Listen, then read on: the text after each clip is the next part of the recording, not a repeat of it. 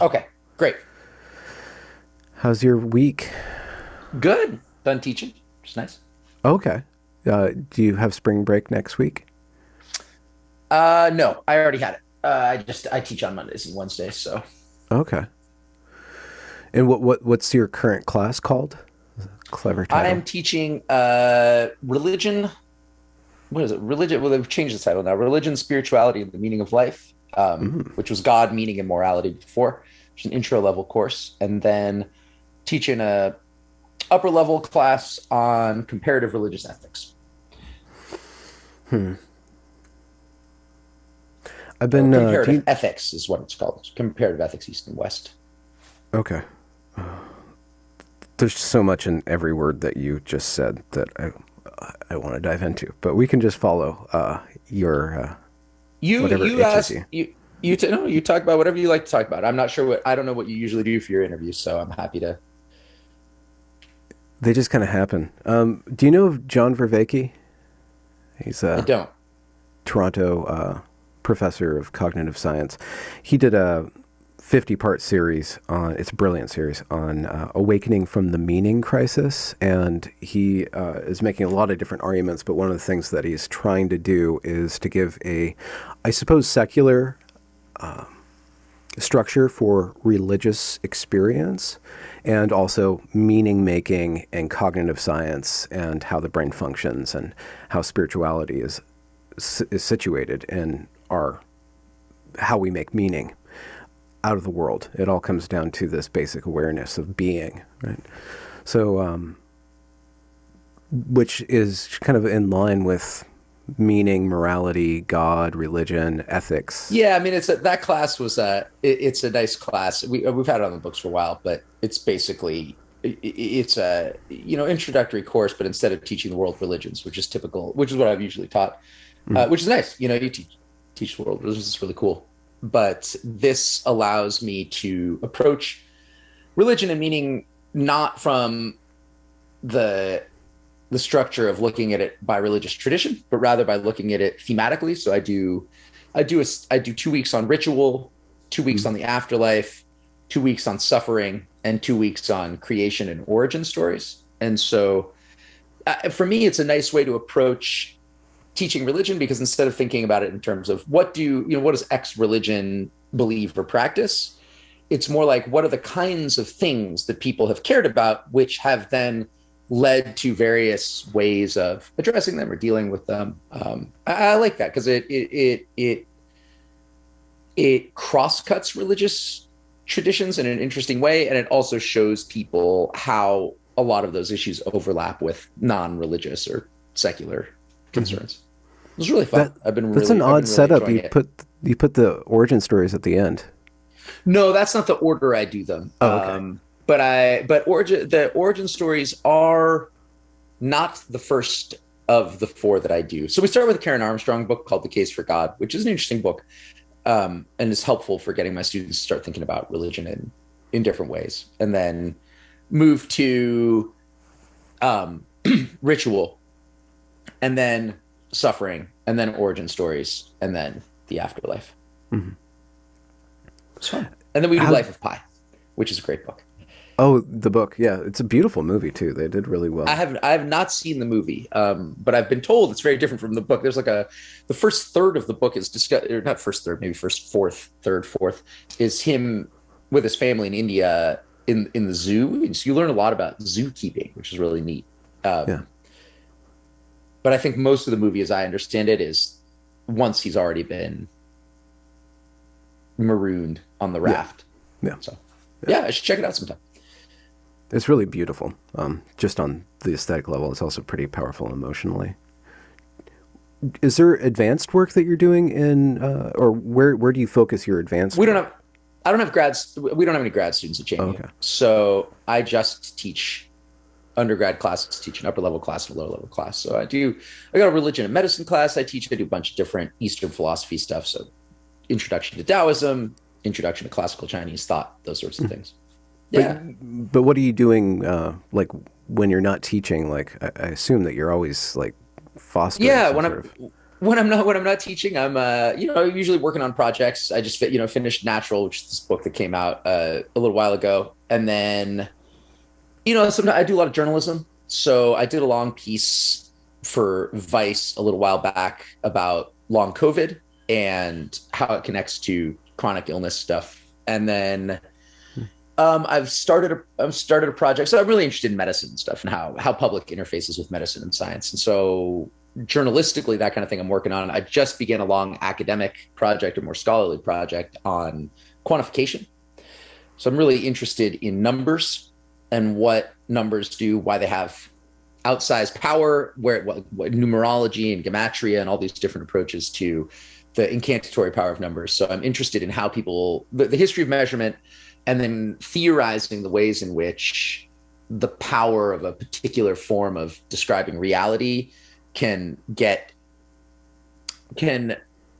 be appropriated in ways that don't always make sense. So I wrote something for Eon magazine a long time ago about economics. I should have said macroeconomics in the article, but macroeconomics and astrology, and talk about some of the commonalities between macroeconomic theory and astrology.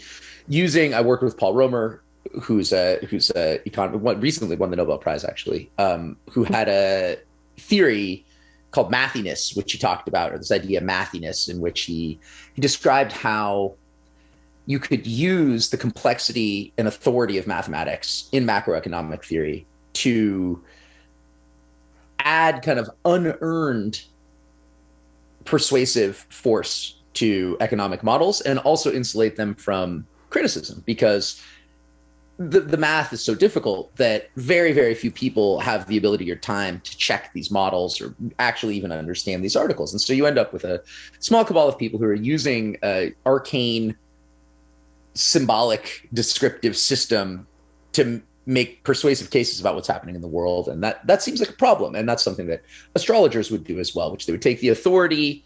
I do a comparison to classical Chinese astrology. So astronomers and astrologers were the same thing. And astrology was actually linked to mathematics. So if you look at the definition of the word astrology, it originally meant mathematician. Astrologer was a mathematician, because you needed math to calculate the path of the planets. And so that was a really neat thing to be able to do, use math to calculate the paths of the planets. But then, you could predict some things like seasons and all these other, eclipses and that kind of stuff. But then the idea was, well, if you can predict the paths of the planets and the stars, which is really neat, why not use those same models to decide when we should make war, or who we should marry, or where we should build a home, or when we should build a home? And of course, that doesn't make any sense. And so I talk about how the unearned authority of mathematics and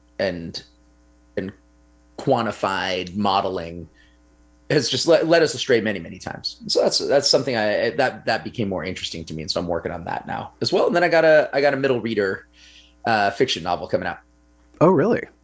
Yep. Is it about math? It's on its way. It's on God? its way. It's not it's the agent state. It's with my agent, but that's the end. Not coming out, I should have said. I'm finishing up that project. So it'll be on publishers' desks soon. Knock on wood. So I'm excited about that as well. What is coming up for me is like a theme here of you watching people try to describe reality and figuring out different technologies or mental processes to do that. And then our imaginations start to compile that into other areas of life, where we start to pile meaning onto things that wasn't originally there. Like number 3 becomes more than just 3 things. It becomes like this pattern that we see. And then we start to build or erect structures, imaginary worlds on top of these things. So we're always going to be building or connecting the world through our imagination to other parts of our life in this. Yeah, absolutely. I've always been interested in how people come to believe what they do, how persuasion works. And, for myself as well, just figuring out how my own mind works and why I believe the things that I do. And we're cognitive labor savers. We want simple heuristics for figuring out what's right and wrong, what's good and bad to eat, how we should how do we choose our mattress for our children? This is part of the reason I was so interested in natural, which is that naturalness is a heuristic that people use everywhere, all the time. And it really reduces the kind of labor that you have to put into thinking about what's right or, what's right or what's wrong. But it can also really distort reality, which is not so simple and doesn't divide up so neatly into those categories. I mean, the other thing I'm kind of working on, not working on, I guess I've been working on myself. I don't know. It's just people are. Maybe this has always been the case, but I'm just really worried about people being nasty to each other, and escalating, using those kinds of simple heuristics to escalate culture wars, I guess you could call it. But it's really bad. It's a bad situation, and so I'm trying to figure out as best I can through my work. I mean, the middle reader book that I wrote is, the main character is, part of her journey is just learning not to be so cruel and judgmental, and the ways in which seeing what's wrong with other people can backfire and make it difficult to form the kind of communities that you need to address issues collectively and just like each other. So that's something I really worry about. And I think that our, I talked about this on Rogan briefly. I think that our information ecosystem rewards assholes, and it rewards simple heuristics. It rewards easy binaries of us and them. And so to the extent that I can stop that or push back on that or offer alternatives, that's something I really want to do. I'm really concerned about that, and talk about that as much as I can. Yeah, I've been thinking a lot about current thingism, as I've been calling it, and it's just a pattern that you see specifically on Twitter, but all social media, because we're just awash in chaos of activity, and so we have to organize it, and then it's also inviting us to participate in it, and it kind of distills into meme groups or meme tribes where we can just easily see signals. And we draw out the noise, and just basic human pattern recognition on a social level is tribalism. It's just how we kind of understand what's going on. We start to trust different people to make sense of different things for us. And because there's so many different things that we have to figure out, and because the world's always changing, like there's Ukraine one day, there's Will Smith the other day, and just one thing after another, and then we just kind of, this big swarm of attention just kind of landing on it and trying to figure out, like, the information ecosystem is probably just responding to drives inside of us, and then figuring out how people practice self-control and at the same time do it in such a way where they still get attention, because you don't exist if you're not getting attention in this ecosystem. That's what we're trading in. So yeah, that's the thing. I mean, it's interesting how you put it. I guess for me, I mean, I agree with you. I think for me, Twitter specifically, which is the only social media I really use, it's a place where I can really practice this stuff. I can practice not being mean to people. I can practice responding to someone who gets angry at me or who makes a snide comment or who, expresses that, I don't know, whatever, right? It's just a great place. This is like a spiritual exercise, right? I can just go on Twitter and I can practice not being a dick, and it works. And the thing is, you don't accumulate followers in the same way. If what you're using Twitter for is trying to not be as much of an asshole and cultivate those parts of yourself that are, in my opinion, spiritually healthy. But you do get good followers, and you create a community where, I mean, obviously, this goes back to the quantification thing. It's numbers have an incantatory force. So you see this sometimes, and I feel bad for these people, honestly, who are like, well, they'll be watching some kind of Twitter spat, and they'll be like, well, you only have so many followers, right? And it's like, what a sad place to be, where the value of a human being is like the number of Twitter followers they have times like the girth of their penis divided by their BMI. You know what I mean? It's just gross. Yeah. Well, there's the opposite side of how that. How many homes do you have, kind of thing, and for me, it's like, okay, can I be on Twitter and cultivate not caring about that stupid stuff. I don't know. Like, obviously there's if you're making a living of it, it is important to reach people, right? That translates into money, but there's also something deeply problematic about that, which is what you highlighted, right? Which is that if that's what you care about, if that's the metric that you measure your own, like, success or whatever, like a good social media experience by, you're gonna be distorting things. It's idolatry, to use a religious term. Hmm. You bring up the word spiritual several times, so that's kind of the basic context. So how do you construct that or communicate that? How do you Yeah, define that? that's really, yeah, it's funny. I actually like the word spiritual. I mean, I use it, so it's like kind of lay, like in every, like, the academics hate it, right? Like religious studies folks tend to hate that term. Not all of them, but a lot of them. I like it. It just means it signals to people that what you mean is not secular. That is to say, it's supernatural some way, but also not in line with what people call like an organized religious tradition or a standard religious tradition. That said, when my students ask me what I believe, which I like to do at the end of every semester, they can ask me whatever I want about what I believe and why I believe it, and I tell them only at the end, though, because I don't want to make them feel bad about expressing opinions in class or think that they have to tell me what I want to hear.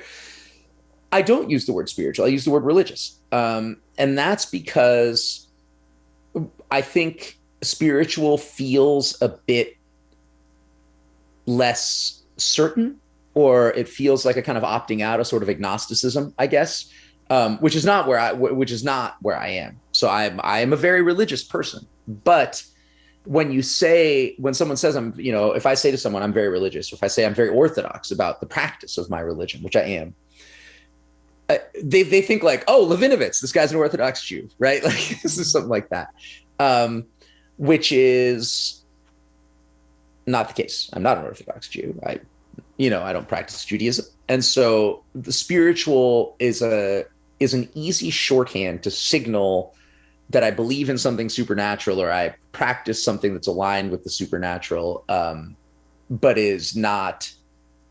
doesn't come out of a traditionally recognized religious, culture. The comparative religious studies I remember a critique, I can't really call it to mind, but when we assemble, or I think there might be kind of an American kind of way of trying to assemble different religions and do a patchwork religion. And I know that a lot of people who are, Christian or Jewish or Muslim look down on that as you can't just Yeah, I'm trying to remember the guy's name. pick and He's a choose. sociologist, Robert. I'm blanking on the name. Super famous sociologist of religion.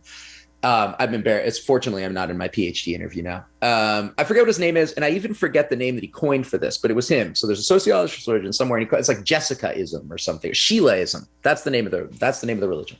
And what he means by that is people who sort of pick and choose bits. It's like a bricolage of different religious traditions, and they come out with their own sort of, the Sheilaism, he calls it, because he named it after this lady that I guess he interviewed. And there are people, Rod Dreher is a good example of this, conservative Christian circles, or conservative, I guess so, conservative Christian circles. He calls it a moral therapeutic deism or something like that. Also a kind of scornful idea. And I think for people who look down on that approach to making meaning, it feels, again, a little bit idolatrous. You take yourself, and you take all of your own preferences, then you pick all the things that align with your own preferences. So it's very comfortable. And it doesn't force you to deal with tradition. It allows you to discard the kind of, it's a very non-holistic approach. And so I think people see that as, it's like Hindus complaining that yoga without the spirituality is nonsense, right? That sort of thing. You can't just go in and pick this practice, separate it from the tradition, and have it be effective. An analogy in food, which is something I used to work on a lot, but I think it's helpful, is like, you can't take the vitamins out of the carrot.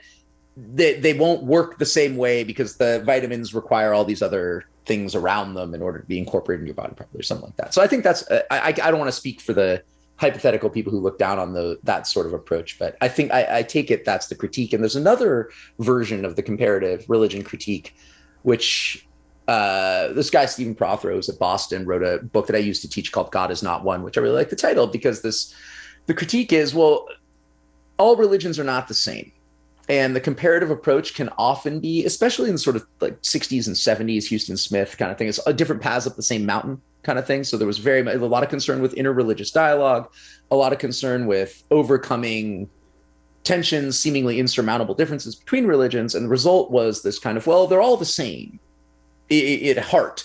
And the rest of the differences are just, window dressing or something like that, which of course is, as Prothero points out in his book, kind of ridiculous, right? You tell someone the Quran is just window dressing. You tell a Muslim that, or that Jesus's divine identity is just window dressing. At the end of the day, Islam and Christianity are the same. It's sort of, I don't know, patronizing and kind of insulting to people for whom those are essential, or they feel those are essential. So I think those are two different versions with similar critique to comparative religion. Is there a way to do Sheilaism responsibly? Is there a way to do Sheilaism responsibly? Well, I don't have a problem with Sheilaism personally. I'll tell people what I believe. So there are certain things that I think are false. So if Sheila picked a false belief, I guess, I mean, even then, I used to think that I should tell people that when a belief was false or a practice was ineffective, and I still sort of believe that with medicine. If someone's trying to heal their cancer with prayer, it's a bad idea, and I think I should speak up about that. But I'm no longer so sure as I was about the badness of false religious beliefs. So yeah, I don't know. I don't know what I would tell Sheila. Is there a responsible way to do it? I guess I'd have to see Sheila. Is she being kind? Is she living a fulfilled and happy life? Mm-hmm. Then who am I to take away her Sheilaism? I think it's the same. The same is sort of true for most. That's how I feel about most religious beliefs. My own religious beliefs and practices are, I would never I am not, I don't evangelize my religion. I can't. It's not allowed. So, okay. I'm in the same boat. Yeah, you can't evangelize either? Well, it's not really a religion, but we're not supposed to evangelize anyways, because it's not rooted in belief. It's proto-belief. It's called Subud, S-U-B-U-D, came from Indonesia in the 50s into the West. Just a non-dogmatic practice where we just follow guidance, basically. From where? From where, right? Where does it come from? You relax and you surrender and you receive. I see. That's what I was curious about. Yeah. So there is within this tradition guidance about how to receive guidance with sort of capital G. Like you relax yourself in a particular way, or is it just pretty open? One way of putting it is the self teaching the self how to be the self. It's really the inner guidance. I prefer the term God or the Holy Spirit but it's not ecstatic. It's not the Holy Spirit. That's like a Judeo-Christian term. Yeah, I grew up Christian, so that terminology is you like those terms. It's right. Well, it's the through line for me because I've been having religious experience since I was a child, and this was when I was searching. This practice was the cleanest channel to that source. Tell me about. I'm fascinated by religious experiences. Tell me about your religious experiences. Were they random or were they catalyzed by particular things? Well, when I go far back, like I was just a child, and that's different because you're just experiencing things, and the imagination is just awash, and memories awash. But when I was 10, I was at a Pentecostal function. I was at a camp, like for a week, and there was a praise service, and I just remember something opening up in me and like this feeling of profound love, like just totally reconfiguring everything and causing me to move my mouth and I guess speaking in tongues, but it wasn't like that. It was like all this music and participation with this very powerful, very beneficent force. And then, and it would just go on and on. Over the course of my life, I was just knowing that that was real, that people were talking about this Holy Spirit thing, and then I would get really frustrated with the church because I couldn't feel it there. I couldn't feel it when people were talking about it. And so I got really, really angry when I was 19, 20, 21, as the people that age do. And I kind of just broke down all my belief systems. I assaulted belief itself and kind of reached a nadir of separation. I ended up being very alienated from reality. And at that point, I remember having this, I was given a choice. I was explicitly given a choice. I mean, not with words, but I knew that I could return to seeking God, or I could just concentrate on my own will. I could just concentrate my own power and worship myself, or I could actually surrender and follow this other path. And while I was wrestling with that choice, Subu just kind of fell in my path. And I just, the moment that I kind of, it brushed across me, I'm like, this is it. And it doesn't have the container. It's just the tapping into that. So once I tapped into it, then I had to go through a whole process of correcting my behavior and figuring out what religious structure works for me. But the religious structure was built on top of that communication, that participation. Yeah. Did you get to have more religious experiences? Yeah, I mean, that the practice is just ongoing. It's just constant. Like all I have to do is relax and clear my space and make an intention to worship, I guess is another good term for me to use. And then I receive reorganization. I receive the purging out of anxiety and other lower icky stuff that attracts to me. And then I can go back and be better, feel better, do better. That's terrific. Yeah. That's awesome. Why do you think, what about me? Experience. Yeah. But religious experience is really, really important to me throughout my life.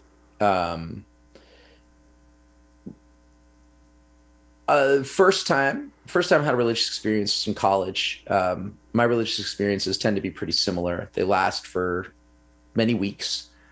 Well, I say that. Recently, they got a little different, but they tended to last for many weeks. So the first one lasted for 3-4 weeks. Don't sleep very much. So a lot like a manic. I was like trying to figure it out after it happened. What was this? I'm not manic depressive or anything. I'm a pretty happy guy. But sort of the world was completely beautiful. Everyone looked like a saint or a sage. All I did was think about nice things to do for people. I was extremely charismatic during the experience. And when it ended, and it was interesting, the first time it happened, I just had no idea what was going on. There was a great moment. This is funny. This was also very formative for me. At one point during that experience, I was standing in the dorm room hallway, flush with the energies of the universe. And I tried to make fire come out of the palm of my hand. So I remember I sat there and I was like, this is great. I'm going to be able to do this. And it didn't work, of course. And I remember just thinking how funny it was that I had thought that that's how it worked. Uh-oh, I lost you. Oh, did I freeze? Oh, you froze.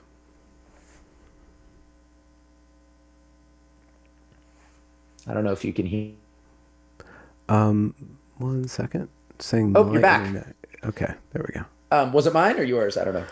It says me, but who knows? Okay. At any rate, yeah. So that's when I realized it doesn't work like that, and that was really important. And when it ended, I was pretty sad. I was like, where did it go? Why isn't the world beautiful all the time? And why am I turning into an asshole again? And I read. I was reading Thomas Merton at the time, Seeds of Contemplation, which is a great book. And for me, it was, at least at that time. And I remember paraphrasing here, but basically he says, like, there's a lot of different ways to come to an awareness of God. And one of the worst is, like, when you're young, you have a direct experience of God. And then you think that that's what it's about, is reclaiming that experience. And I was like, oh, okay, I can see I'm doing that, and it's making me sad. So like, how do I get it back, kind of thing. And so I just like was like, all right, well, I guess I can't get it back like that. Well, what caused it? So What was the I, initiation? I Do you don't know. know? I don't. That time I don't know. There's only been a couple of times. There's only been a couple of times where I've known what caused it.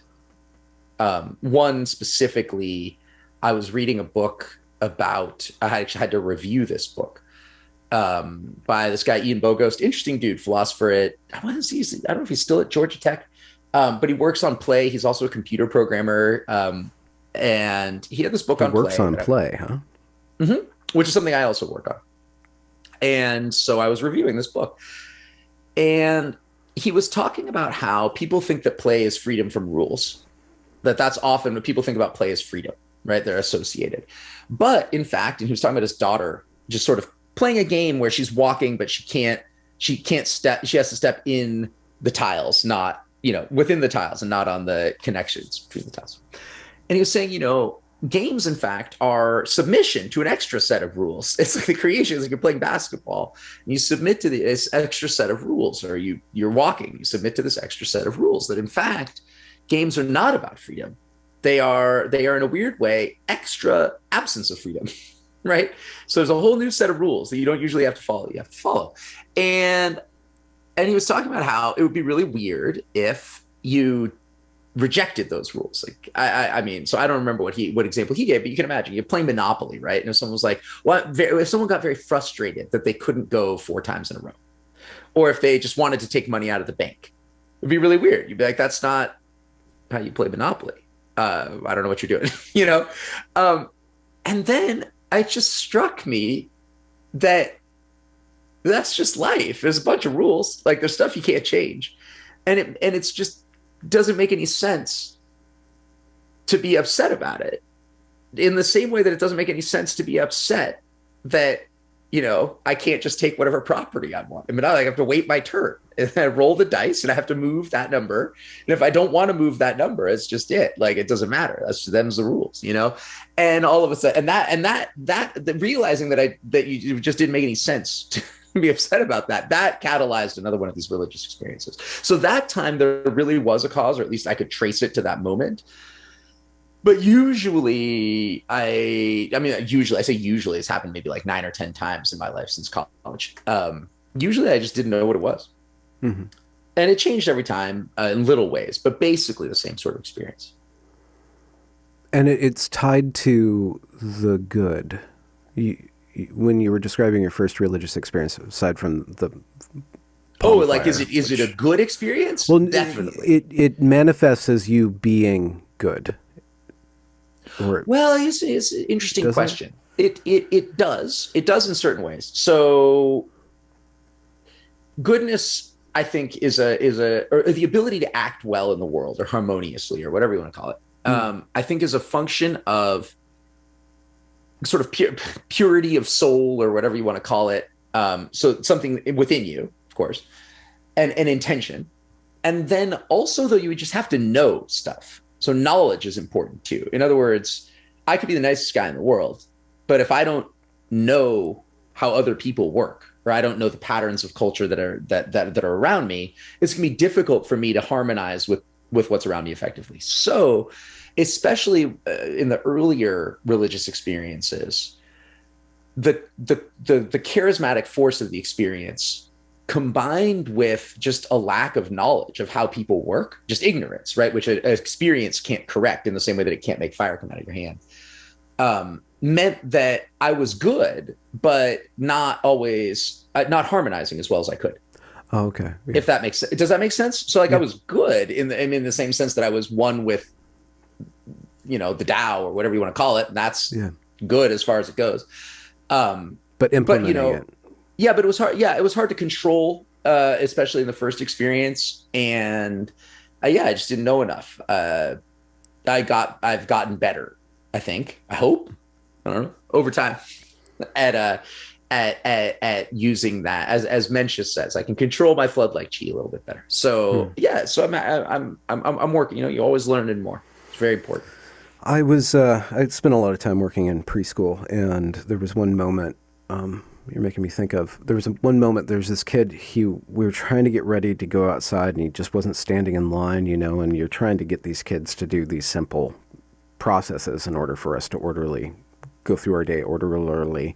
And I was trying to get him to calm down, and I was zipping up his zipper, and I had this intuition, or this thought came into my head that to be angelic is to know what to say and how to say it at the right time. And I just understood that if I could use the right tone of voice at the right way, in the right manner, I can get whatever I wanted to happen, especially through other people. And that can be abused, but with dealing with children, you know, you have to persuade them to do the, Yeah. but There's being something connected. this reminds me when you say, like you say the right thing at the right time, you can get anything you want to happen. There's something very similar, actually, a book we just finished in the comparative ethics class called The Secular is Sacred, which is this book by an analytic philosopher named Herbert Fingeret, who's writing about Confucius. And one of the things that he says is that he sees Confucian ritual propriety as this kind of magical power, where if you are benevolent and you understand the patterns of culture and language around you, and you execute a ritual properly, you can accomplish your will effortlessly. It's magic, right? Like things just magically happen. Which I do think is true, except I would say that for me, it's not my will really that I'm accomplishing. So the better I get at doing that, the less I feel, honestly, I mean, like I'm accomplishing my own will. And the more I feel like I'm doing the right ritual. And the ritual ends up effective, right? I mean, effective in the sense that the ritual is completed, but I don't, so for example, let's say I'm on Twitter, to go back to the spiritual exercise that I love. I really love Twitter. It's a wonderful place. Let's say someone says something mean to me or whatever. I don't know. They say like, hey, like you idiot. Like that's the stupidest thing I've ever heard, right? It happens every once in a while. And I say, hey, like, like tell me a little bit more. Where are you coming from? What was it that frustrated you? It's easy to think that if that's and that is the proper, like if I'm executing the ritual properly, that what should happen is the person should like become kinder or respond to me well or say they're sorry or do whatever, right? Like I'd get what I wanted, but that's not actually true. That's not how it works. And so I think often what set me back in my own attempts to figure out, I don't know, what I should be doing or how I should act, I used to think that if I acted well or harmonized with ritual or whatever, then I would get what I wanted. I should get what I wanted. If I'm patient, then other people will agree with me or they will become kinder or whatever. And that's just not true. It doesn't work like that. And it's bad to think that, because then if you're patient and you don't get what you want, or you're nice and the person is still mean to you, then it's easy to think, well, that doesn't work. It didn't work. I didn't get what I wanted. Which is not true. You did get what you wanted, in the sense that, or I get what I wanted, which is just to execute the ritual properly. Oh, okay. Yeah. And then surrender the result. Yeah, I mean, obviously, like there are things we want in the world. I want to make it sound like I'm some kind of like weird, like monastic, like recluse that doesn't care about anything. But what I mean is that when you execute a ritual properly, yes, you're aiming towards the end of accomplishing something. Like you're playing a game, right? Like let's say you're playing Monopoly, right? You're trying to win the game, but at the end of the day, good sportsmanship is just as important. And if you roll the dice and you don't land on the right property and you got to go to jail, that's it. That's what you do. And just doing it gracefully is it. That's it. I guess so. That's something I think about, the accomplishing my own will. And he says that in the book too. And that sort of, it's like, for me, at least, hearing it phrased in that way is a little bit dangerous or tempting, because it makes it sound like, I'm not saying you said that way. And this is only for me personally, that it makes it sound like it's not unlike fire coming out of your hand. Yeah, no, I'm responding to that too. And when I was presented that choice with regards to Do I concentrate on my own power, my own will, or do I surrender or figure out how to relinquish that or tithe that to the higher power? I went through a process, and that was in 1998. And over the course of the last 24 years, I've been going through a process where my will has been changing. Like, I still have a will, I still do things, I Sure. still want Yeah, things, yeah. I still have to accomplish things in the world. But the content of my will is being influenced by my relationship Well, to so, a greater so power. tell me, here we are, probably very different political ideologies, generally speaking, or different positions on a lot of points. Um, both with our feet, both pretty involved in certain ways, or at least aware of features of what are called the culture wars.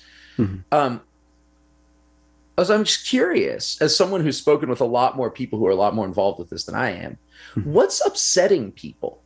Like, what is it that makes people either feel imminent threat, right? So in other words, there's a them that's gonna hurt us, which is, I think, one thing that upsets. So it's not actually what upsets people. What is it that you think is the perceived threat in the culture wars, and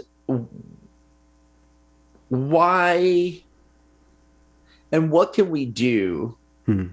What can I do? I mean, you might not be interested in doing it. What can we do to like dial that down? So it's a two-part question. What's the perceived threat that upsets people and makes them feel like there's kind of a,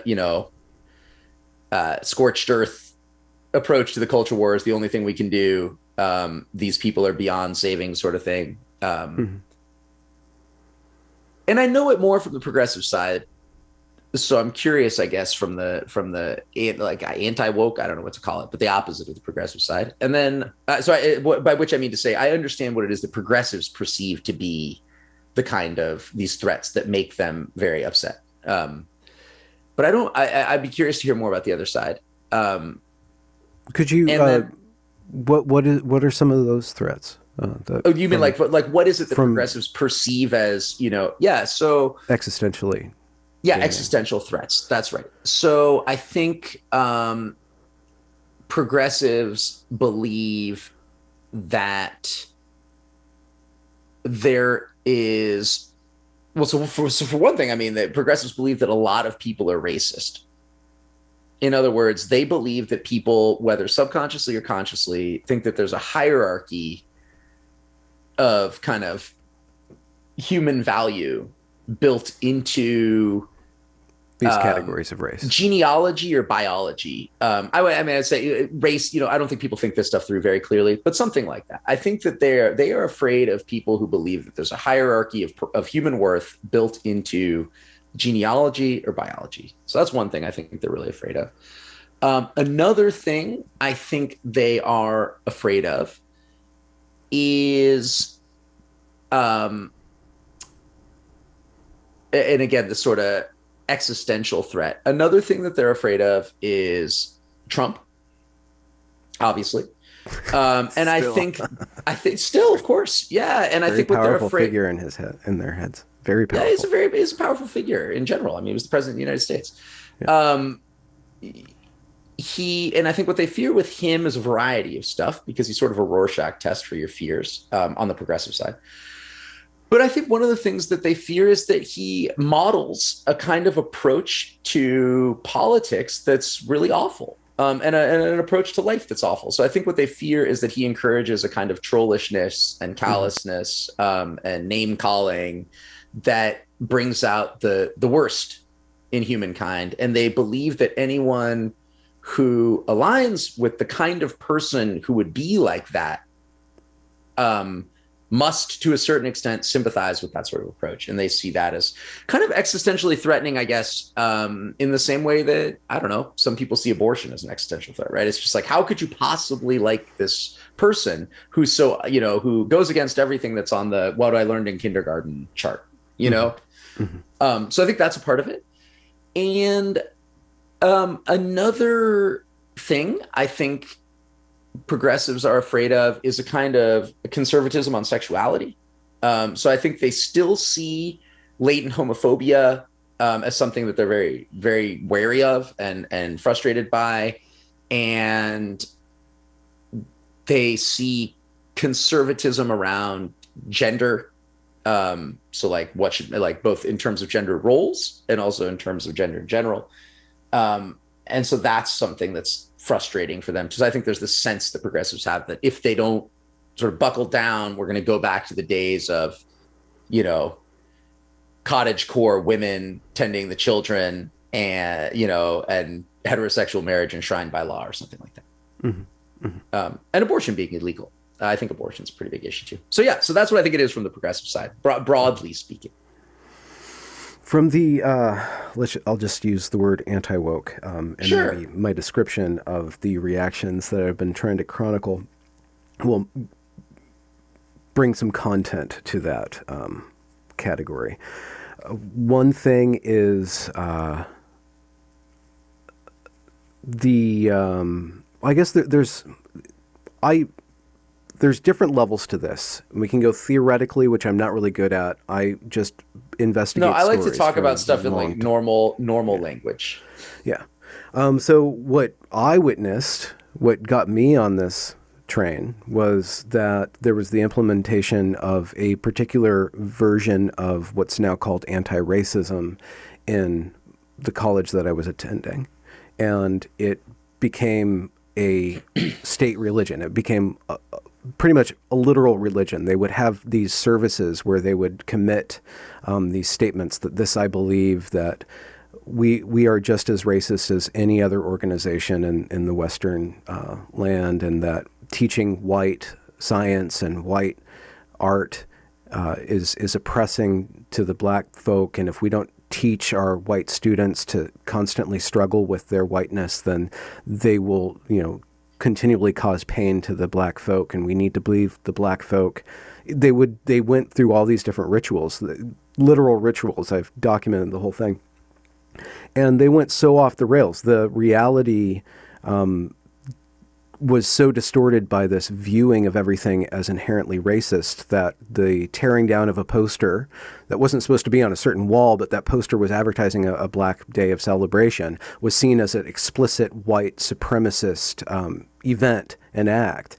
And then the students played into that and staged a race war and went around the campus and hounded and took hostages and just behaved incredibly just off the rails. There was no more order at all. There's no more propriety at all. There's no more personal respect, because everybody was wrapped up in this heavenly battle for history. And what I saw there happened again in 2020, and when I viewed and looked at the footage of the response to the death of George Floyd, had the same kind of off the rails thinking that we need to tear down everything now to engage with the end of history. We need to usher in the utopia and scour the land of all racism. And it was just, it lost connection with reality. And then it lost connection with treating human beings as human beings. And I saw that. And so I see that pattern happening when this anti-racist rhetoric that reinstitutes a racialized thinking, it has a morality, but it's a broken morality, and it loses grounding. Yeah, I guess one thing, and again, this goes back to what I was saying, what I'm trying to do is I just really want to de-escalate. I want to de-escalate these culture wars. And I think that one way to understand what's happening on both sides of the culture war, honestly, is that there are people, is that trauma, actual trauma, historical trauma. So let me give you an example. Actually, here's a better way to do it. So I assigned something recently to my students about, this was for the origin stories part of the class. There was a chapter on indigenous origin stories, Native American origin stories. And the author kept contrasting them, herself Native American, kept contrasting them with what she called the Christian origin story. The Christian origin story, she also would sometimes call it the Euro-Western origin story. The Christian origin story, the Euro-Western origin story. was about dominion and dominance, and it was responsible for the destruction of the environment, yada, yada, yada. And so I talked to my students and I said, well, look, this isn't true. It's not not that that story is not responsible for it. That's what I was talking about. But that this isn't a Christian origin story. It's an ancient Israelite origin story. Genesis is not a Christian story, you know. And so I said, well, why do you think this woman is so like? Why does she call this a Euro-Western origin story? Why is she so upset by this? You know. And one thing, of course, is that you can't say there's a Jewish origin story that causes everyone to want to dominate the world, because then you're an anti-Semite.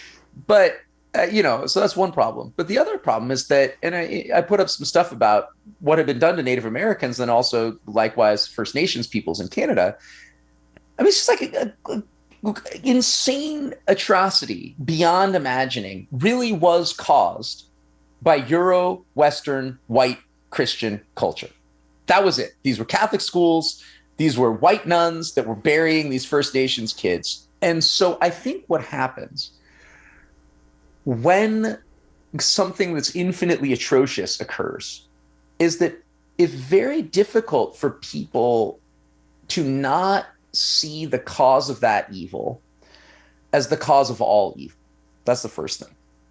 And it's just hard not to when you see something that's infinitely like everyone's a Nazi, right? You know, it's like once you've seen Hitler, it's like, well, it must be that ideology is secretly sort of behind everything that's wrong in the world, which it isn't, right? Of course. And the other thing is that when something really horrifically bad happens to a people, it just takes a long fucking time to work it out, you know? And to the extent that what the response to George Floyd, at least what I'm seeing, to me, what I see is, okay, there's deep cultural trauma that can be traced back to not so long ago, right? What, 150 years ago? It's like, you know, thereabouts. People being owned in this country, right? So this is not ancient history like my mother-in-law and my parents. You know, my mother-in-law went to segregated schools for a while. Yeah, my community, right? So this stuff is very alive and raw. The African-American community has not recovered from it, right? And so there's, I think, a lot of latent trauma. And when you're traumatized or when you're in pain, one thing you do is you yell. And yelling, in the case of the culture wars, can sometimes look like an argument, or it takes the form of an argument. Like Kendi, right? His book looks like an argument, but it's not an argument. It's just him yelling stuff, right? It doesn't look like that, but that's what it is, right? In the same way that Rod Dreher's books look like arguments, but they're not. It's just Rod Dreher yelling. And what Dreher is scared of is his culture disappearing. He's scared that a certain kind of Orthodox or conservative Christianity is no longer going to exist. That freaks him out, you know? And so he's really upset and scared and he's yelling. And I get that. I get it. People yell. But I wish that there were some I wish that the reaction to those sorts of things was not to yell back or to demonize or to up the ante or to gin up more controversy, but to try as best you can to sort of articulate the most generous version of the other side that you can. So I'll give another example. Kendi's book was just atrocious. I haven't even read the other horrible one because I've seen enough. Robin DiAngelo's book. I'm just like, I don't even need to read these things, you know.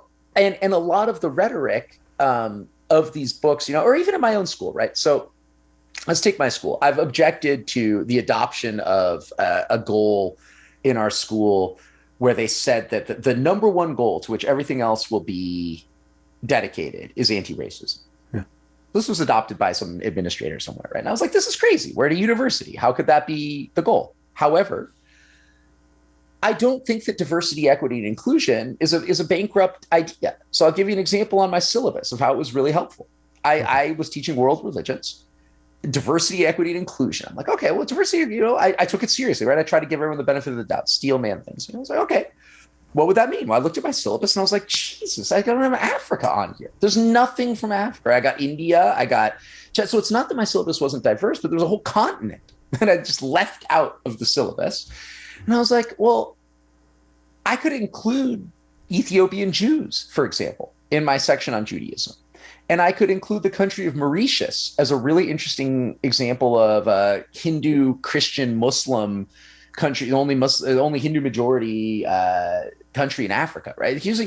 I could do these things that I'm pretty sure weren't on my syllabus because Africa's been historically neglected by scholars, and it's just not something that comes up in traditional introduction to religion things. Yeah. My syllabus was improved by that. It's better. Diversity of thought and perspective is really important to education and to discovering the truth, right? I mean, another example of this that I like to give is that we didn't know much about the evolutionary biology of childbirth until women started doing biology.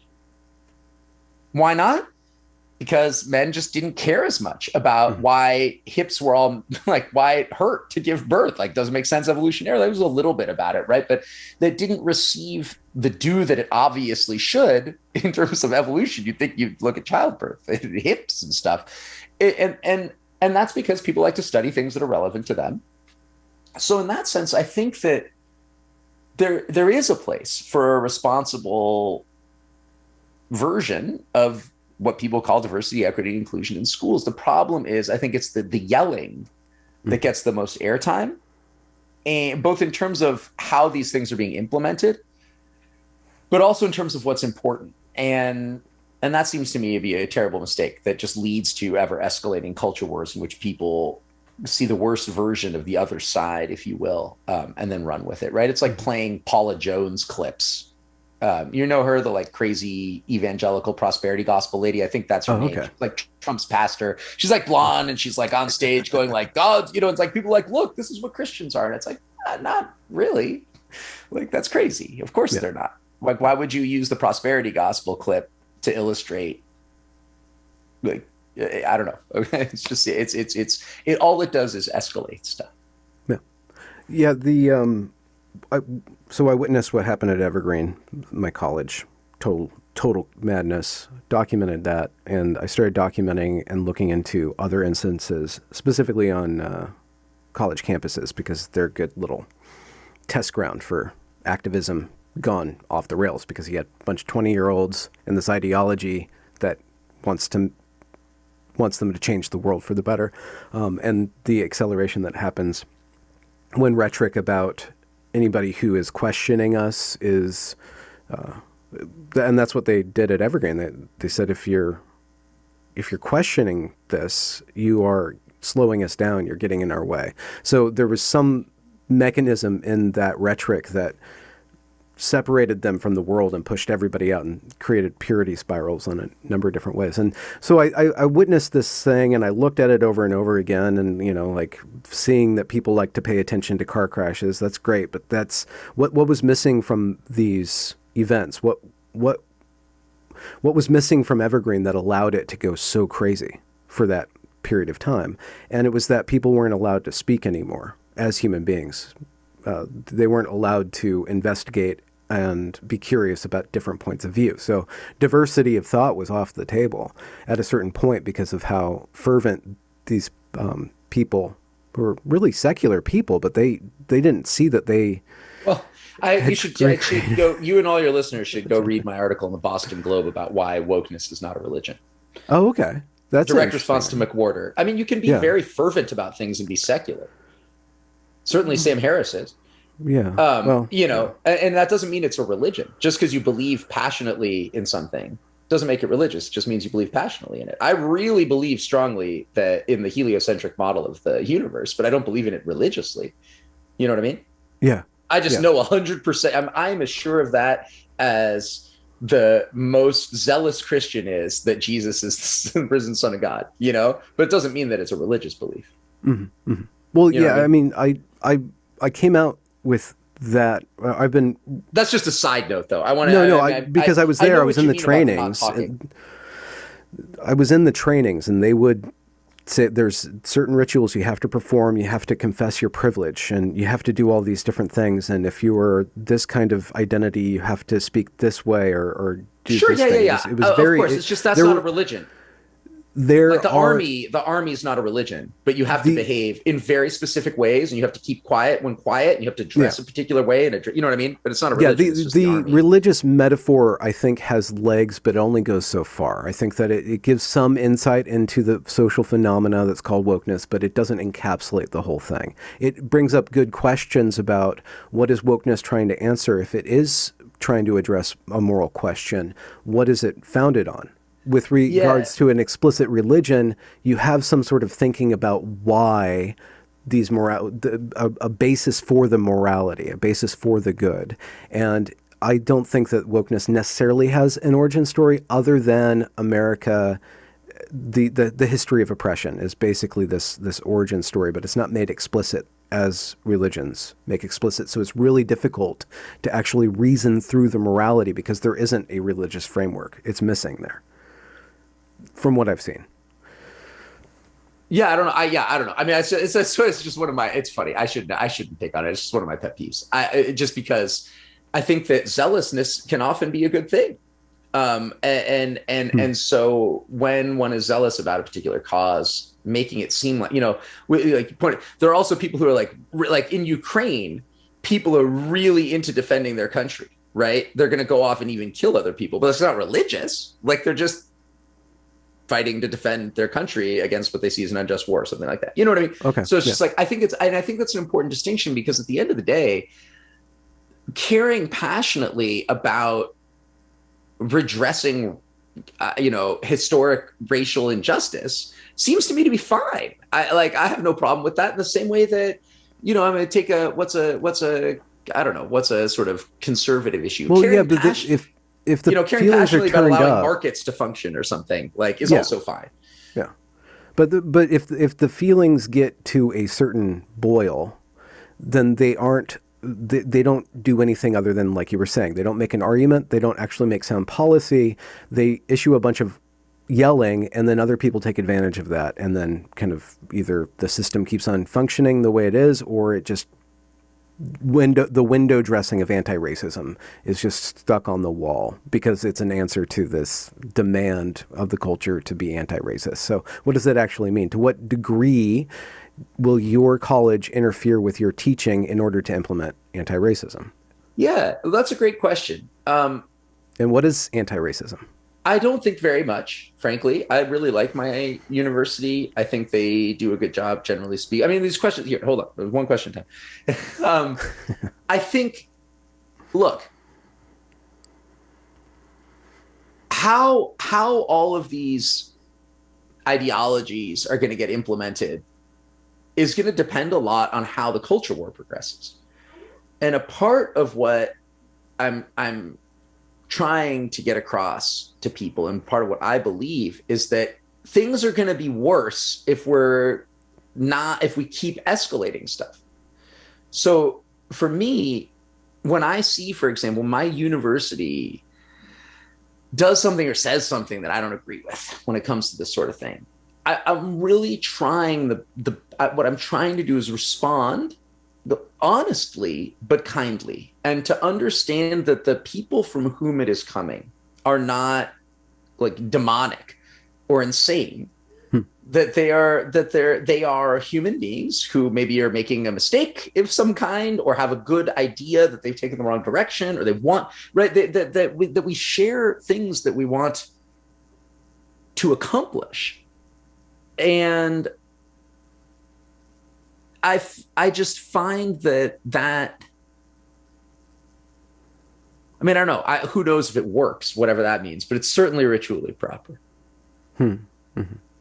And I I don't really I see myself as deeply like the people I oppose ultimately, personally, if I think of myself as opposing people, is not people of any given ideology. It actually has very little to do with ideology, and it has to do with approach.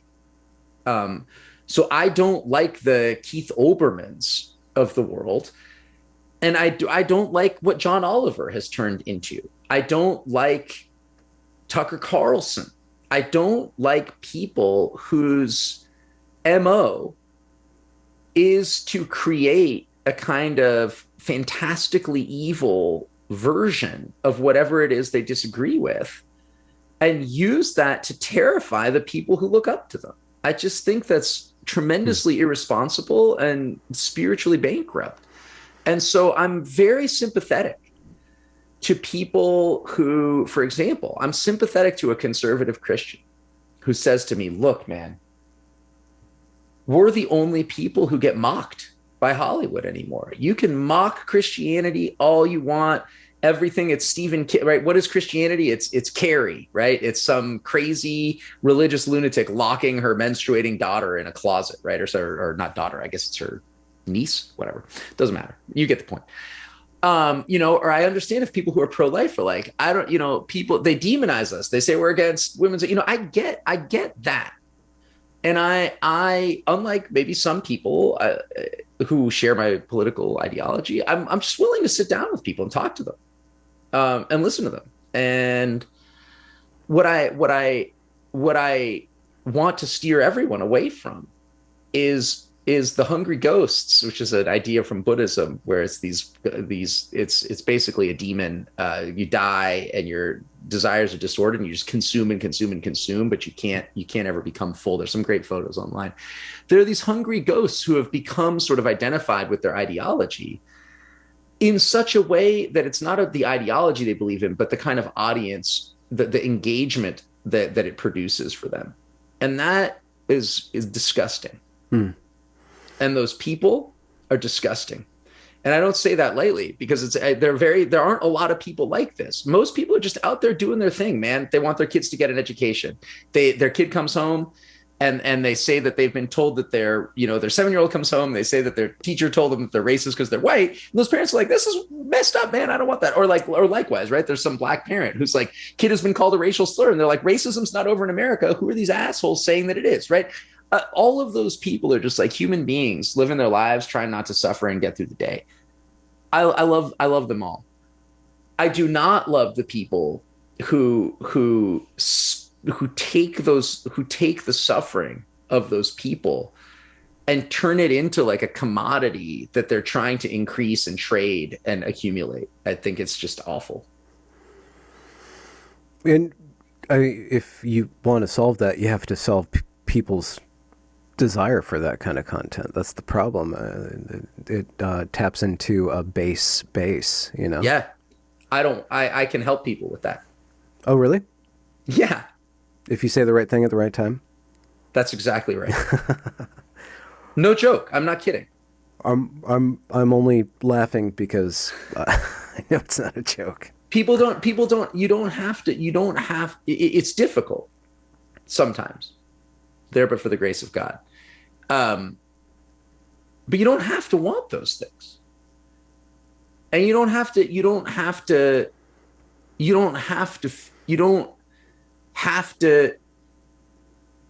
I mean, except for, I take this back.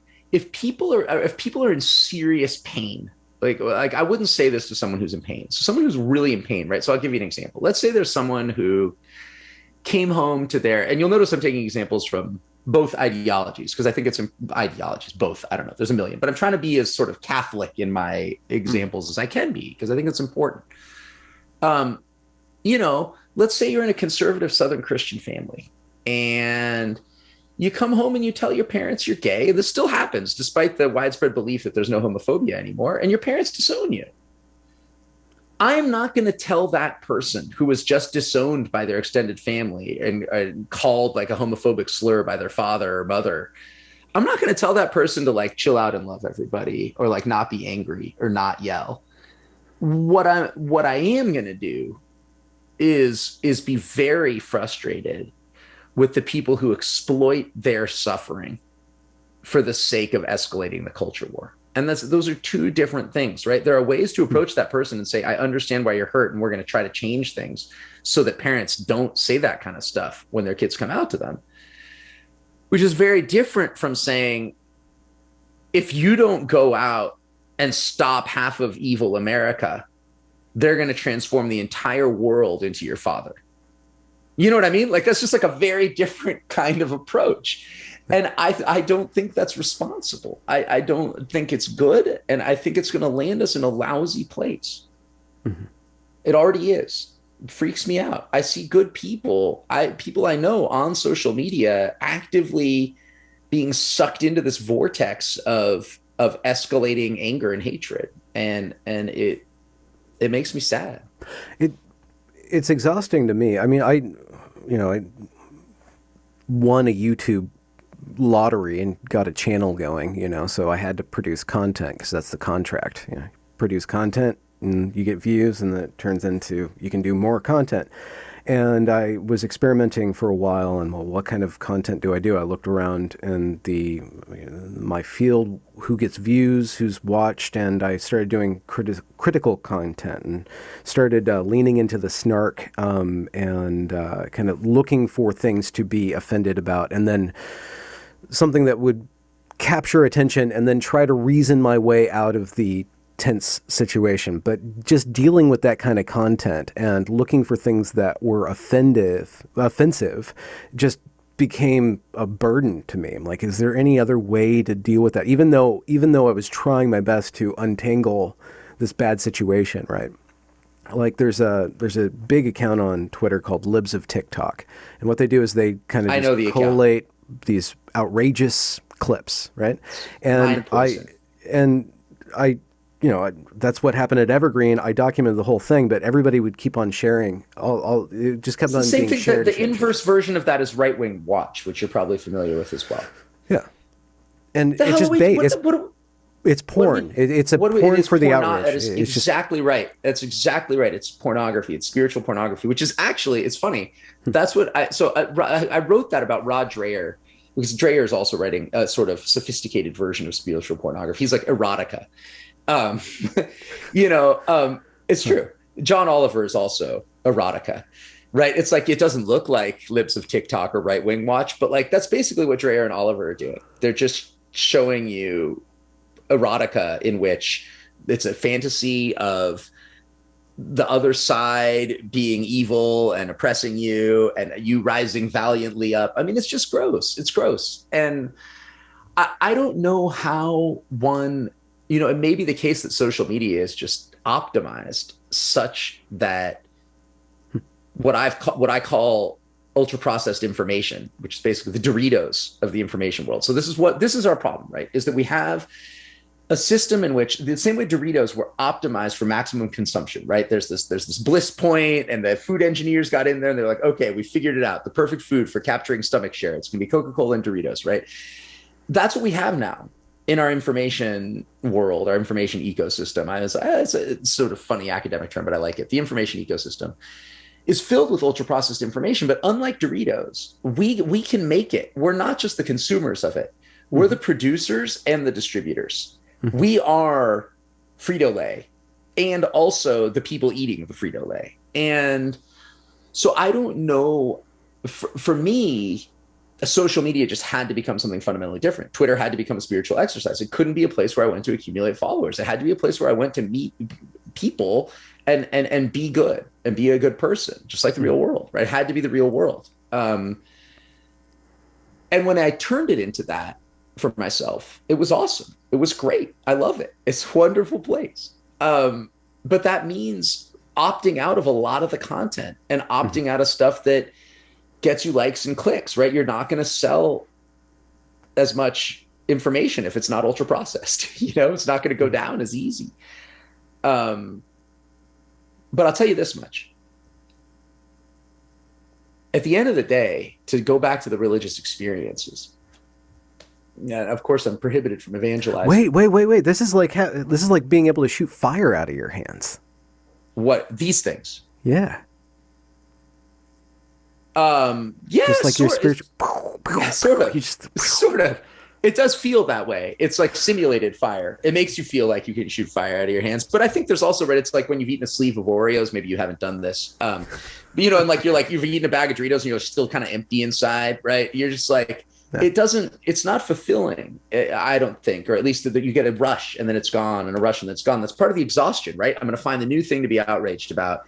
And for a second it feels good, and then you fall back down. And I mean, I don't know, man. I'm with you. I would love to. I think about this a lot, all the time. How it's just like all I think about now is how can I de-escalate stuff, and how can I try in my own way for this particular time and place to get people to care about things together and be kind to one another, and I don't know what the answer is to that. I'm writing a novel because I'm like, well, maybe it's the genre, right? I also look up a lot to the Inklings, like Chesterton and Tolkien and Lewis, these guys who wrote in a bunch of different genres. They were academics, but they also wrote kids' books, and they did radio plays and all this sort of stuff. So I like the idea of using a bunch of different genres, but for what end? To just calm stuff down, to calm things down, to which I think a lot of people will respond, both on the left and the right, right? This is what you hear. On the right, you'll hear people saying, calm stuff down. Parents, my friend was just told to give like hormones to their 9-year-old, right? That's what it's going to be. It's going to take over the world if we don't do something right now, right? And then on the left, it's people like, calm down. Like, have you seen that? Like, they're going to cause a rash of like, they want like more police violence against Black people, and like there's still incredible injustice, and kids aren't getting their school lunches, right? So there's climate change, whatever it is, right? So there's a tremendous sense of urgency to the problems. And I don't want to deny that there are problems that are urgent. I just really firmly believe that the even urgent problems are best approached with love. And I guess one way of considering these urgent problems less urgently, or it's even if the problem's urgent, if you approach it urgently, you're probably going to fuck it up even worse. So there's that. Totally. But kind of trusting that human beings are resilient, that we can take suffering, not that the suffering can't be addressed, but people actually grow through suffering. I'm not justifying I'm not justifying causing suffering, but in your rush to end suffering, like where's that rush coming from? And I don't know. Belief in God for me is like, well, there's a lot more to the world than I can possibly affect. So I can do something a little bit in my domain, within my domain, within my sphere of influence, and kind of understanding that the internet wants me to think that my sphere of influence is much broader and much bigger than it actually is, right? That I am responsible for changing the world, or that my voice matters in such a way that I can change how Putin thinks, or do this or that thing with a bigot in South Florida, right? I can't really do that, but I can have these conversations. I can put out a good vibe, I guess, is something that you're kind of doing, not to apply that California hippy dippy language to you, but Hey man, I love it. I grew up in California. Good Oh, vibes really? are awesome. Yeah. Whereabouts? San Francisco Bay Area. Okay. I was in Not outside only of are not only Sacramento. are good vibes great, but I carry a crystal with me whenever Oh, I go outside, not in my home. There's 6 of them, so I have to pick one off of the quartz charger where it is. Of course, to which my father is always like, "What the hell? Like, you think those things work?" It's very funny. I don't. I'll tell you what is a false belief is that crystals have vibrations in them that harmonize with vibrations to the good vibe thing. yeah. Crystals don't have vibrations, and they don't harmonize with vibrations. That's not how Okay. this ritual. That's not how the Oh, ritual works. But I okay. do like crystals.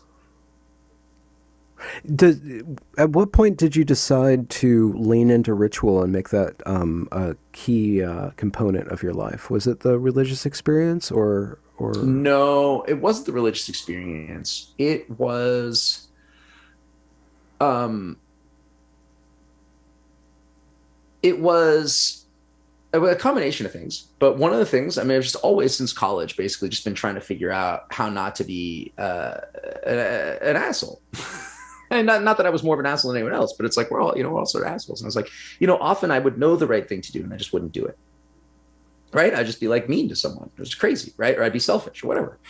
And I wanted to know how not to do that. And I studied religion in college, continued to study it in graduate school. And one of the things that a lot of religious traditions have, and spiritual traditions and philosophical traditions, is spiritual exercises. That's what they're called. There was this guy, Pierre Hadot, who wrote this book called Philosophy as a Way of Life that's all about spiritual exercises. And I remember being really influenced that as an undergrad. And I was like, well, I guess maybe I should. I mean, why who am I to not need stuff like that? And spiritual exercises, I think, are different than religion. They're not the same, although religions contain spiritual exercises. So I have gone about developing my own set of spiritual exercises. Take one example, not the crystals, but one that's easier to understand. Um, every time I go into my office at school, I have a singing bowl. Do you know what a singing bowl is? Could you I'll show remind you. me? I got one over here. I don't use this one. This is just a decorative one. Hold on. This is a singing bowl. They look like this. You get them at like, you see them at like Tibetan shops. And if you what's inside? Oh yeah, this that brace. This is a spiritual exercise from class, but I'm not going to talk about that. My students did that one. That was a really good one. So this is what a singing bowl does.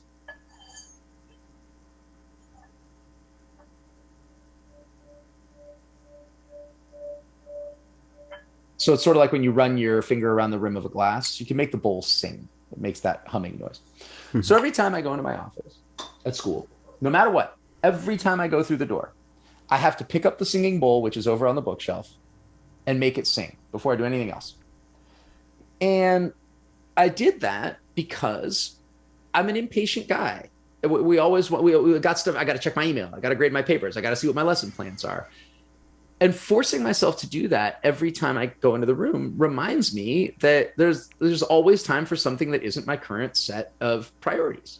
And it doesn't take that long. It takes 15 seconds. The funny thing is, when I first started doing it, I would like not go to the bathroom sometimes because I was like, oh no, if I go to the bathroom, I'm gonna have to like do the singing bowl thing when I come back into my office. It's so stupid, right? I realized I was confronted by all these weird irrationalities about having Yes. this rule imposed on me. Yes. That's what really helped me. It just helped me. It helps me. I mean, I don't know what it does now. Now it's just something I do. But I'm grateful Huh. to the ability to be able to go into like a gymnasium for your soul and work stuff out that's weak and get it stronger. Yeah. And so I've just been doing that in various ways my whole life, and it's a great blessing, really. It helps me. I mean, this guy called me once. I just got this smartphone about a year ago, my first smartphone, because I hadn't had a phone for a long time because I understood that phones were powerful objects. And I was scared of them. Scared not because I think phones are bad, but just because like I did not trust myself to regulate my relationship with this powerful object. It's like a crack or something, you know. I was like, I don't want it. And so I got the phone, and this guy reached out to me. He's writing a book about how to control your phone addiction. And he had read this piece I wrote for Vox about not having a phone. It was funny because like my editor at Vox was like, "Can I call you?" And I was like, "You got to call my wife's phone." She was like, "Your wife's phone? Why?" And I was like, "Oh, I don't have a phone." She was like, "Oh my God, how do you live? You got to write an essay about it." So I wrote this essay for Vox, and he had found this and reached out to me. And I said, "Oh, I have a phone now."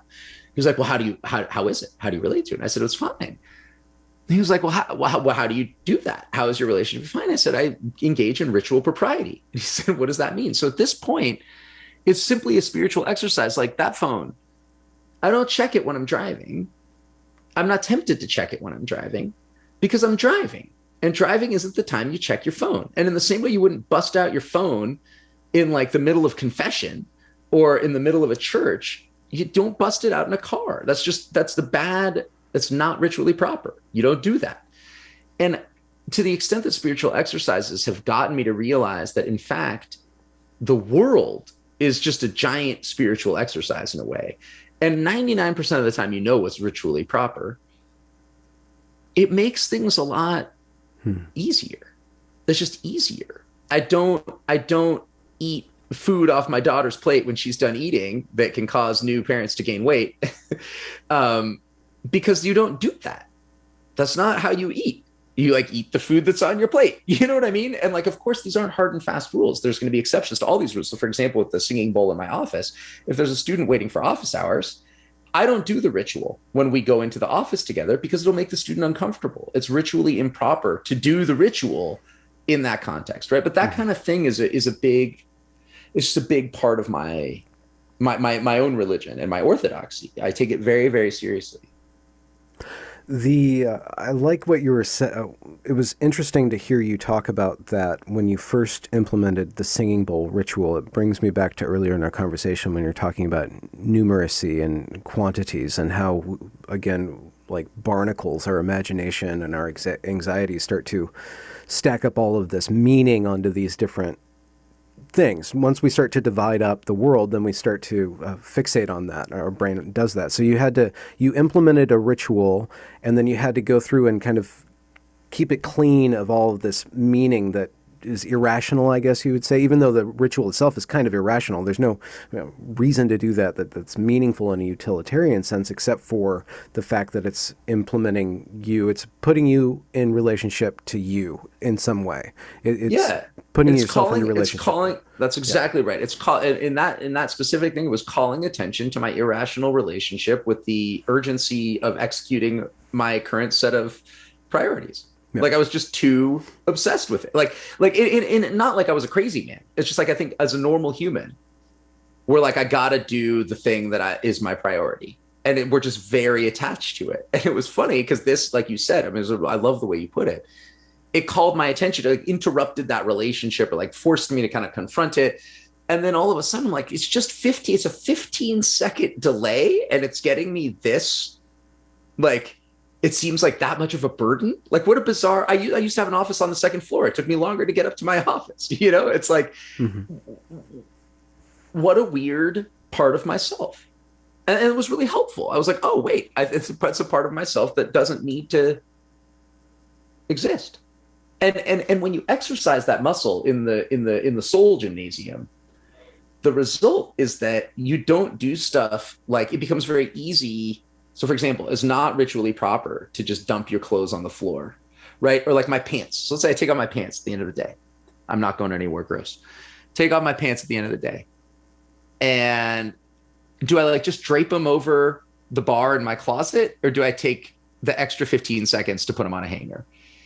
It can feel sometimes like this enormous burden to like take the extra 15 seconds to put on the hanger. But in fact, it's just the same atrophied muscle that doesn't want me to like do the singing bowl.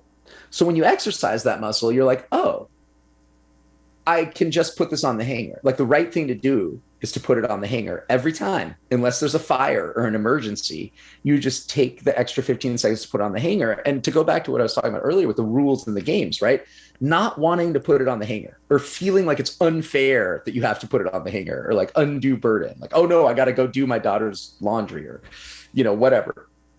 Does this make any sense? It's crazy. It's crazy town. It's like not wanting to move the number of spaces that you rolled on the dice. Like that's just how it works. You just put your clothes on the fucking hanger, and you do the thing that isn't your priority, because that's it. That's the world. May I continue to improve. I hope. But a part of that, I was going to say, a part of that, I think actually, to get back to something else we were talking about, a part of what the ultra processed information does is it feeds those parts of ourselves. It feeds the way in which we become consumed by our own priorities. And I think a part of what it is to demonize those who aren't like us, or the people that don't share the ideology we have, you can only do that, or not you can only do that, but a part of doing that is becoming increasingly invested in yourself and your own priorities, and your own, like, your everything is a mirror, right? It's just you staring back at you. And ultra processed information does that. It encourages that. It feeds that. It's the stuff we already like the taste of. It's the stuff that's easy to eat. It's like easy drinking, And that's the opposite of the gym. And there's nothing wrong with a little bit of it, man. Like I enjoy me an occasional mocking video on Twitter, although I won't, I can't share them, and I enjoy them less and less, honestly. I mean, there's a time and a place for that sort of thing, but I think far less frequently than what it would feel like. Yeah, I just can't do that right now. I can't. You can't do what? I just the mocking. No, I bust some balls when I have something up my sleeve. Every once in a while, I just get a little touchy about it's not culture warring. It's just the way that people are engaging, or I find ways that people are communicating, or patterns of behavior that I feel the need to call out, and I use snark to accomplish that. But, just people in pain or crazy people going off on some political issue into their phones, and then that being used as pornography for, the woke or the anti-woke right wing watch, all that stuff. Like, it's just so, like, why are we adulating and lifting up the lost folk? Like, there's plenty of lost people who need attention that could be good for them. There's ways of paying attention to other people that actually can build them up or bring them back, or even performing a certain sort of attention towards another person can, if people see you doing that, then they can say, oh, there's another way of interacting that's man. not that. There it is. I say Absolutely. That, but I still participate in the rigmarole. It's never too late to get into heaven. It's never too late. I don't believe in heaven, so I'm allowed to evangelize that. Oh, really? No, I don't believe in heaven. Beginning, middle, and end. What? Life. Oh, no. I just don't think there's like a place where Alan goes and everything's really nice. Oh, okay. But maybe there is for other people. Who knows? But it's never too late to be super kind to people, right? Like maybe there's someone watching this video right now who's like thinking of leaving some trollish comment, and then they don't. Like, honestly, if that happened, if just one person decided not to do that because of this video, there you go. Mission accomplished. Being the change, or doing the being of the change. Being the change is, in fact, the motto of James Madison University, where I teach. Be the change. Oh, okay. Yeah. And one of the rituals at JMU that everyone does, all the students do, is they declare.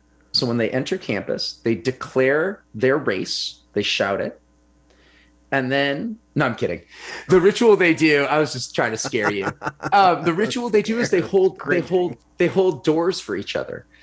So that's like this really important thing at JMU, is like everyone holds doors. And it's funny, it seems so trivial.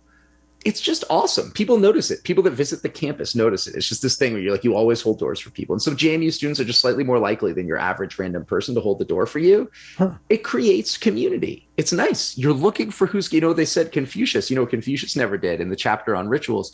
He never paused in the middle of a doorway. I love that this is in this chapter on rituals. And like some of it is like his like ceremonial garment was cut at such and such a length or whatever. And then they're like, the master never paused in doorways. And I'm like, hell yeah, Confucius. Like, you know what I mean? I hate that. I want what, people pausing in doorways? I know. And not staying on the right to pass. The left lane is for passing. 2,500 years ago in ancient China, the same shit was happening. People kept pausing in doorways discourteously, and Confucius, because he was a master of ritual propriety, never pulled that. And I just love that. I love that this great master of living harmoniously wasn't just, there's this view of him as some kind of like conservative stick in the mud that like wanted father-son relationships to be right, but that's not. He was very interested in getting everything working smoothly, and so he didn't pause in doorways. I'm just like, that's very good. I like it. No, it's a metaphor for circulation and for community. I mean, that one little statement, I mean, we could hermeneute out the wazoo, like what that actually is representing right there. And there is a propriety thing about it, but it's also about being aware that you're participating in an entire system that is moving and breathing and alive. And to block that is exactly to harm that. Yeah.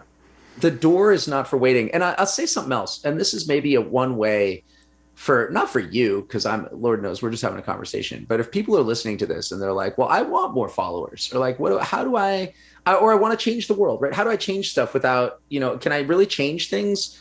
Like the people that seem to change the most stuff are the people that really are loud and like often combative, right? That's maybe there is. Maybe are they really changing anything though? Well, that's an open question. One thing I really love in some classical Chinese traditions is this idea that the sage, the fully realized human, is invisible, and what they mean by that, as far as I understand it, is that.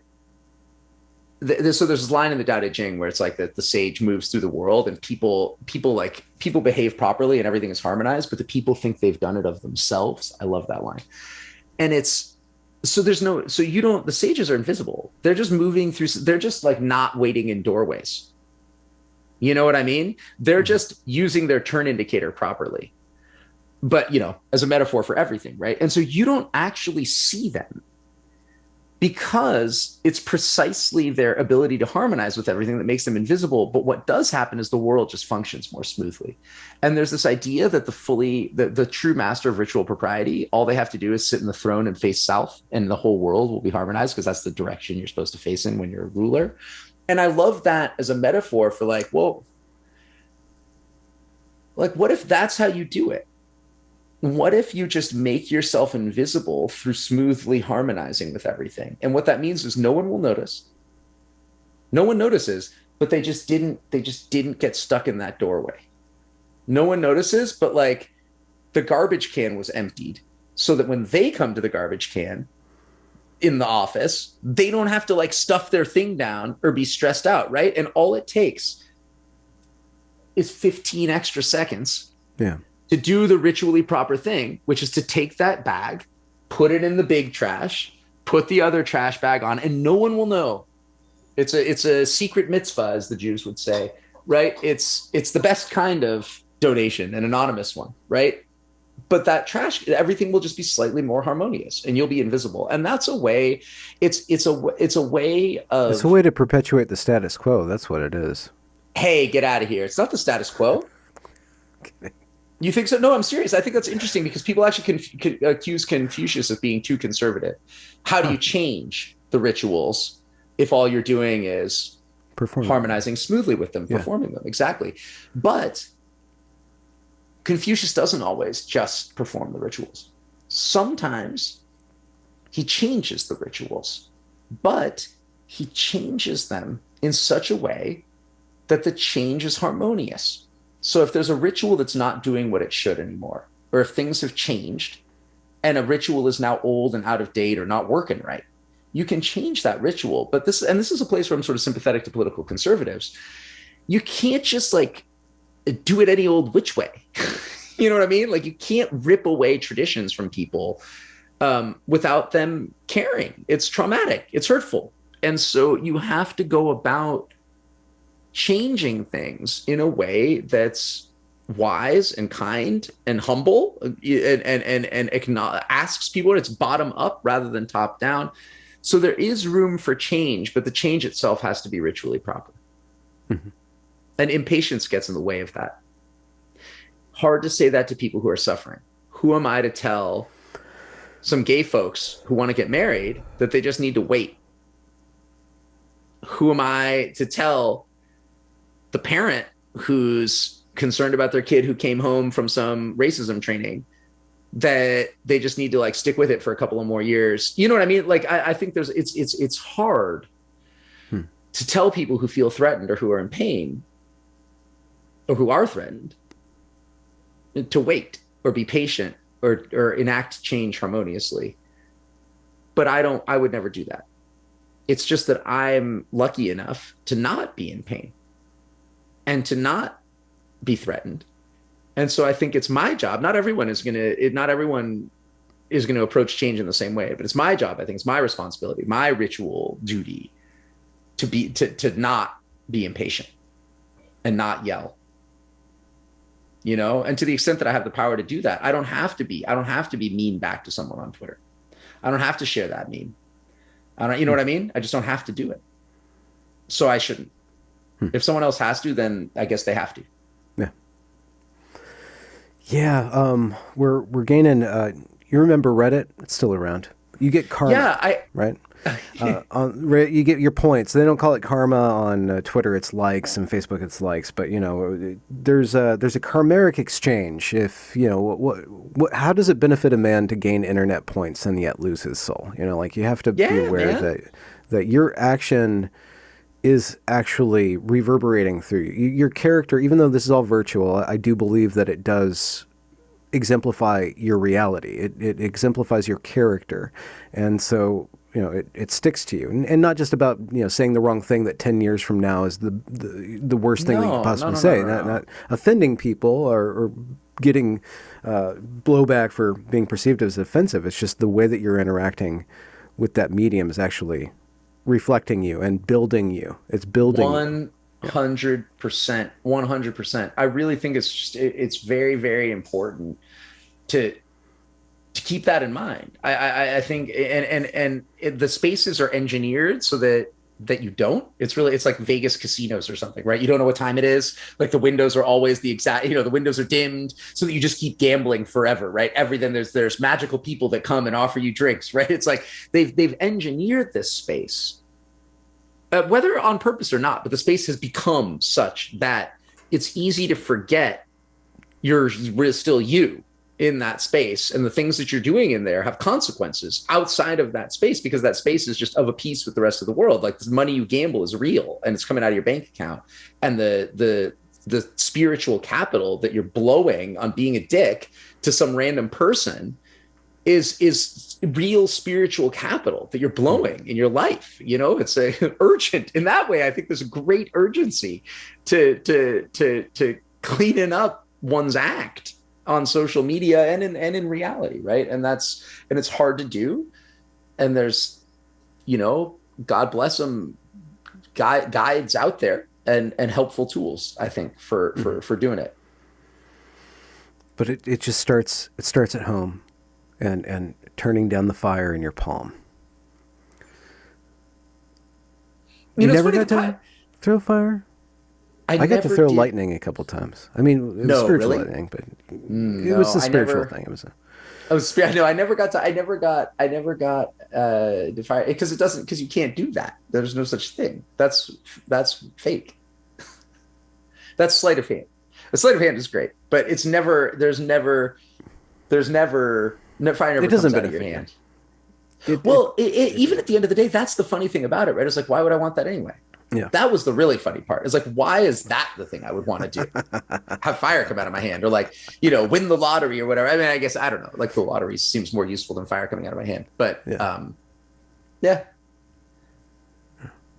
Well, Alan, I didn't know what to expect, and I feel very satisfied from engaging with you. It was very educing. Is that a word? I know that you can adduce something. Isn't that to assert something? I don't know. Adduce. I'm curious. I'm going to look it up. Edified. See, this is a ritually proper time to use one's phone, even when someone else is around. But if I were secretly texting, it would be bad. It means to cite as evidence. Okay. So that's not the word you were looking for. I guess edifying. Like there's another form of edifying. I'll take edifying. Yeah, man. I really appreciate talking with you. I don't know anything about the video series. I forget how we encountered each other on Twitter. Wokal. You criticized Wokal, and Wokal took it very graciously. I'm like, oh, he did. That's right, on Twitter, and then we ended up having a video dialogue, or we ended up talking to each other, which was funny because then I saw people using a clip from that to try to own him or something, and I was just like, oh my god, this is crazy. Not because I don't disagree with him on a lot, but it's just tactics. Sure. But yeah. Lowbrow, highbrow. Yeah. That's the world we're in. No, it's not. God, I get, every once in a while, I step into a hornet's nest and you're like, well, here it comes. Doesn't matter. It's a great opportunity to be really nice to all the hornets. Yeah. For real. I know. I do. Sometimes do it once for me.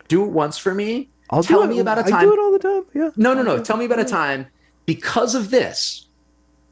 A time when you're going to be if this ever happens, tell me if it happens, where you're about to say something or do something and you're like, oh man, I should be. I've been doing that recently, you're already doing and then it's Ramadan in a day, so I'm just going to have to completely let go of all of that stuff. But I've been trying to purge that because of the way that's great. It makes you feel bad. Yeah, exactly. Right. It's like eating midnight Taco Bell. It's been a pleasure talking. All right, Alan. Thanks a lot. I'll let you know when this is up, and please reach out if I can do anything or say anything in your way. Yeah. All right. Thanks. Take it care. easy.